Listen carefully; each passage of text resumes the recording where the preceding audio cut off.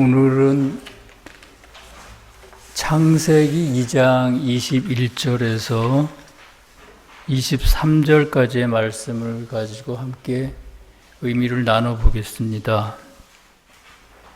먼저 말씀을 읽겠습니다. 여호와 하나님이 아담을 깊게 잠들게 하시니 잠들매 그가 갈빗대 하나를 취하고 살로 대신 채우시고 여호와 하나님이 아담에게서 취하신 그 갈빗대로 여자를 만드시고 그를 아담에게로 이끌어오시니 아담이 이르되 이는 내 뼈 중에 뼈요 살 중에 살이라 이것을 남자에게서 취하였은즉 여자라 부르리라 하니라. 하나님의 섭리 76의 2항에 있는 말씀을 소개해 드리겠습니다. 자아가 없다면 아무도 주님으로부터 믿음과 인애에 관한 모든 것을 받을 수 없습니다. 오늘은 자아란 무엇인가 라는 주제로 말씀을 드릴까 합니다. 사전을 찾아보니 자아란 사람의 생각이나 의지를 주관하는 주체라고 그렇게 정의하고 있습니다. 그러니까 자아가 없으면 사람은 아무것도 생각할 수 없고 의도할 수도 없다는 뜻이겠죠. 세교에서는 자아에 대해 어떻게 가르칠까요? 세교의 교리는 자아는 악 그 자체라고 말하고요. 거듭나기 위해서는 자아가 죽어야 한다고 그렇게 가르칩니다. 자아는 정말 그렇게 악한 것일까요? 엄밀히 말하면 자아는 하나가 아니라 두 가지인데 거듭나기 전에 자아가 있고요. 거듭나기 시작하면서 주님이 새로 주시는 그런 자아가 있습니다. 자아를 악하다고 하는 것은 거듭나기 전에 자아를 말하는 것입니다. 왜냐하면 그것은 하나님의 생명이 흐르지 않는 죽은 자아이기 때문입니다. 그에 비해서 거듭나기 시작하면서 새롭게 주어지는 자아는 하나님의 생명이 흐르는 살아있는 자아입니다. 그렇기 때문에 보통 전자를 지옥적 자아라고 부르고요. 후자를 천국적 자아라고 부릅니다.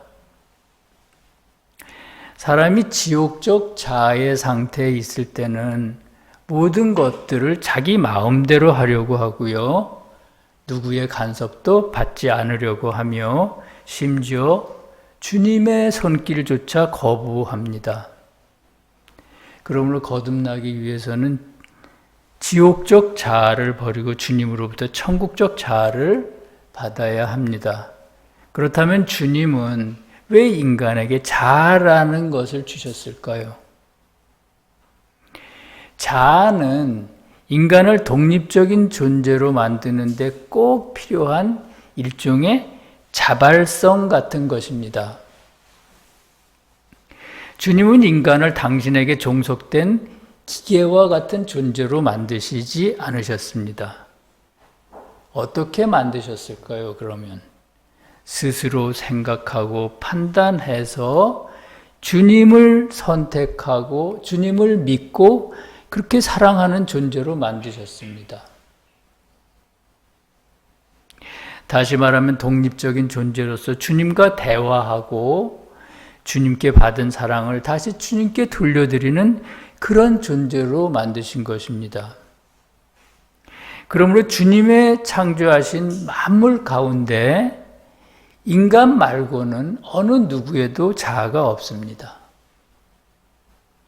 우리는 그것을 무겁게 생각해야 하고 또한 주님께 무한한 감사를 드려야 합니다. 오늘 본문의 말씀은 인간의 자아가 어떻게 생겨났는지를 잘 설명하고 있습니다. 먼저 본문 21절은 다음과 같이 말합니다. 여호와 하나님이 아담을 깊게 잠들게 하시니 잠들매 그가 갈빗대 하나를 취하고 살로 대신 채우셨더라. 아담이 깊이 잠들었다고 합니다. 여기서 잠이 들었다는 것은 사람이 하나님에 대해 아무것도 모르고 또한 알려고 하지도 않는 상태를 말합니다. 우리도 처음에는 그러지 않았습니까? 하나님을 믿기 전에는 하나님이 어디 있느냐, 온 세상은 나를 중심으로 돌아간다, 이렇게 생각할 때가 있었죠. 바로 그와 같은 상태가 잠이 들어있는 상태입니다. 다시 말하면 자기 위에는 누구에게도 관심이 없는 상태, 그것이 영적으로 깊이 잠들어 있는 상태라는 것입니다. 그때 주님께서 갈비뼈 하나를 취하셨습니다. 갈비뼈는 주님께서 인간에게 처음 주신 자아를 의미하는데 그것은 하나님의 생명이 흐르지 않는 죽은 자아를 뜻합니다. 그것은 지독하리 많지 자기중심적이고 이기적인 자아입니다. 그래서 그것을 갈비뼈에 비유했습니다. 갈비뼈에 단단하면서 안으로 구부러져 있는 모양이 자아의 자기중심적인 성향을 그대로 닮았기 때문입니다. 주님께서 갈비뼈 하나를 드러내시고 그 자리를 살로 채우셨습니다. 살이 뭘까요? 살은 사람이 거듭나기 시작할 때 주님이 새로 주시는 자아를 의미합니다. 즉 하나님의 생명이 흐르는 살아있는 자아가 살인 것입니다. 살아있는 자아이기 때문에 그것을 뼈가 아니라 부드러운 살로 표현했습니다. 살아있는 자아란 어떤 것일까요? 세상에 나 혼자만 중요한 것이 아니라 모든 사람이 다 중요하며 주님께서는 그 모든 사람들과 함께 이 세상을 천국으로 만드신다는 것을 적극적으로 이해하는 자아입니다. 그러니 살아있는 자아를 가진 사람은 절대로 나를 높이고 다른 사람을 가볍게 여길 수가 없습니다. 모든 사람들과 화합해서 어떻게 하면 이 세상을 아름답고 밝고 명랑한 사회를 만들 것인가를 꿈꿉니다. 그래서 살아있는 자아라고 하는 것입니다. 모든 것을 살아 움직이게 만드는 그런 자아이기 때문입니다. 따라서 본문의 갈빗대 일부가 살로 채워졌다고 하는 것은 생명이 없는 죽은 자아가 생명이 흐르는 자아로 변하는 것을 의미합니다. 자아가 그렇게 바뀌게 되면 사람도 따라 바뀝니다. 어떻게 바뀔까요? 전에는 무슨 일을 하든지 자기 생각대로만 하려고 하고 자신의 이익만 쫓던 사람이 점차 하나님의 생각과 뜻을 살피면서 그것에 따라 행동하기 시작합니다. 그러므로 인간에게 새로운 자아가 생긴다는 것은 잠들어 있던 사람이 깨어나는 것과 같다고 하겠습니다. 22절에서는 여호와 하나님이 아담에게서 취하신 그 갈빗대로 여자를 만드셨다고 하고요. 그를 아담에게로 끌고 데리고 오셨다고 합니다. 여호와께서 아담의 갈빗대로 여자를 만드셨습니다. 앞에서 말씀드린 것처럼 갈빗대는 거듭나기 전부터 가지고 있던 자아, 즉 지옥적인 자아를 뜻합니다. 따라서 갈빗대로 여자를 만들었다는 것은 인간의 겉사람 안에 있는 자아가 지옥적인 자아에서 천국적인 자아로 바뀌어 가는 것을 의미합니다. 그런 의미에서 볼 때 여호와께서 아담에게 여자를 데리고 오시는 것은 주님께서 인간에게 새로운 자아인 천국적인 자아를 주시는 것을 뜻합니다. 그렇다면 주님은 처음부터 왜 천국적인 자아를 주시지 않고 지옥적인 자아를 먼저 주시고 그 다음에 천국적인 자아를 주셨을까요? 그 이유는 거듭나기 전 이기적인 사람에게 천국적인 자아를 주시는 것은 그의 자유를 해치는 일이기 때문입니다. 다시 말하면 이기적인 사람에게 억지로 이웃을 사랑하라고 강요하는 것과 같은 일이라는 것입니다. 그렇기 때문에 주님은 거듭나기 전의 사람에게는 그의 애정을 해치지 않는 만큼의 지옥적인 자아를 허락하시고요. 진리에 따라 악을 멀리하고 선을 행하려는 그런 사람들에게만 천국적인 자아를 주십니다.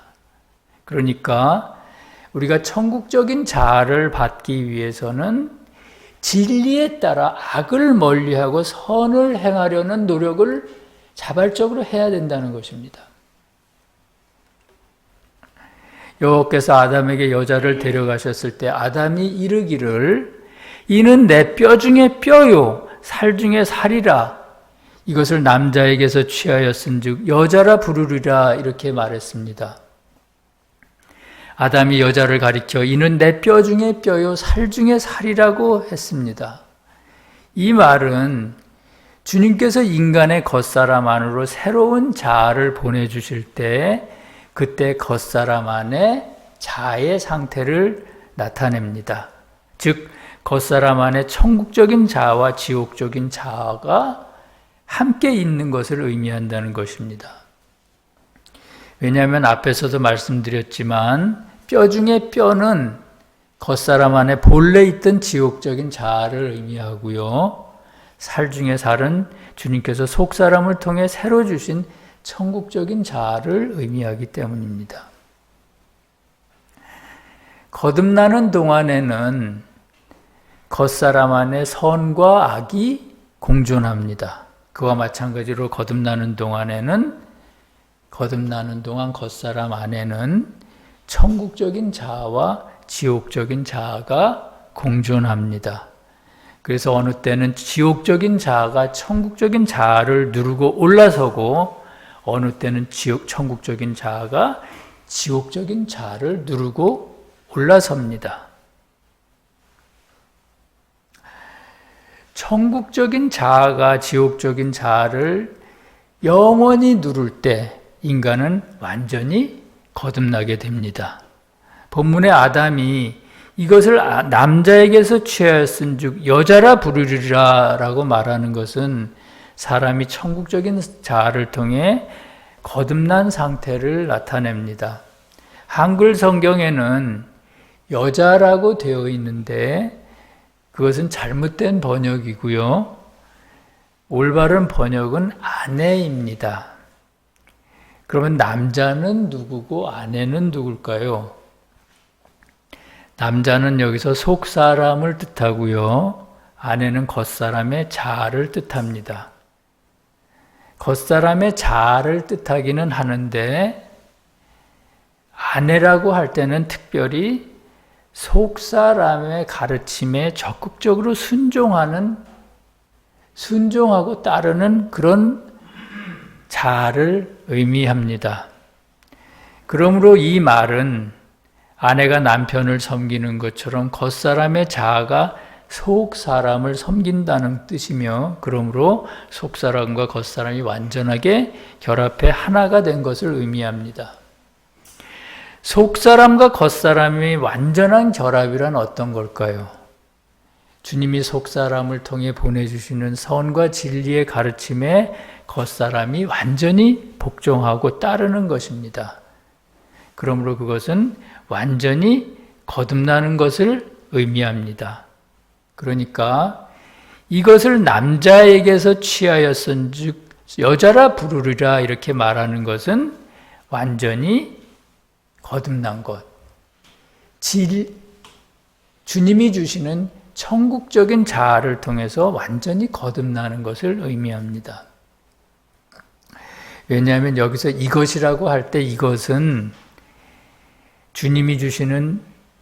주님이 아담에게 주신 아내니까 그 아내는 조금 전에 자아라고 말씀을 드리지 않았습니까? 그 자아는 남자에게서 취하였다는 말은 남자는 속사람을 뜻하기 때문에 그 자아가 속사람으로부터 오는 자아이고 그러므로 천국적인 자아라는 뜻이기 때문이죠. 이상의 말씀을 통해서 인간이 거듭나는 데 있어서 자아가 얼마나 중요하며 어떤 역할을 하는지를 우리는 알았습니다. 앞에서 말씀드린 것처럼 자아란 누구의 강요도 없이 스스로의 판단으로 주님께 복종하도록 하는 자발성이며 또는 자유의지라고 말할 수 있습니다. 세교의 가르침 하나님의 섭리 76의 2항을 보면 자아가 없다면 아무도 주님으로부터 믿음과 인애에 관한 모든 것을 받을 수 없다 이렇게 말합니다. 그러므로 인간에게 자아가 없다면 인간은 살아있는 존재라고 볼 수가 없습니다. 앞에서 말씀드렸지만 주님은 인간에게 두 가지 자아를 주셨습니다. 하나는 거듭나기 전의 자아로 지옥적인 자아이고요. 또 하나는 거듭나기 시작하면서 주시는 천국적인 자아입니다. 세교의 가르침에서는 주님이 말씀하시는 진정한 자아는 천국적인 자아이며 그 전에 인간의 자아는 자아처럼 보이는 어떤 것일 뿐이라고 말합니다. 왜냐하면 천국적인 자아에는 주님의 생명이 흐르지만 인간의 자아에는 생명이 흐르지 않기 때문입니다. 생명이 있는 것이 바로 자아인 것입니다.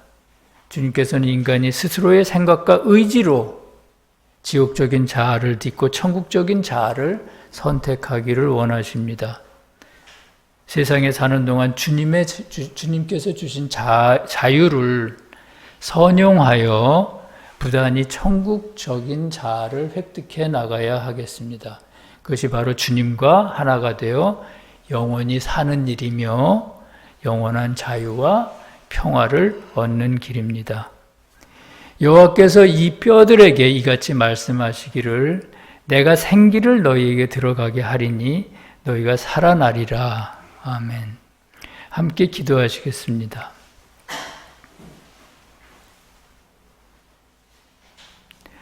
사랑의 주님 감사합니다.